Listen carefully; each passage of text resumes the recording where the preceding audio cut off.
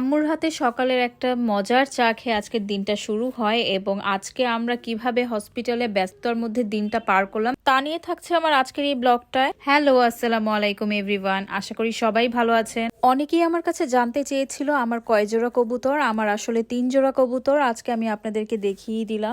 আজকে আমাদেরকে ইউনাইটেড হসপিটালে যেতে হয়েছে আমার মামা শ্বশুরের রিপোর্টটা নিয়ে। তার রিপোর্টটা বেসিক্যালি ডাক্তারকে দেখাবো, তার শরীরটা খুব খারাপ ছিল।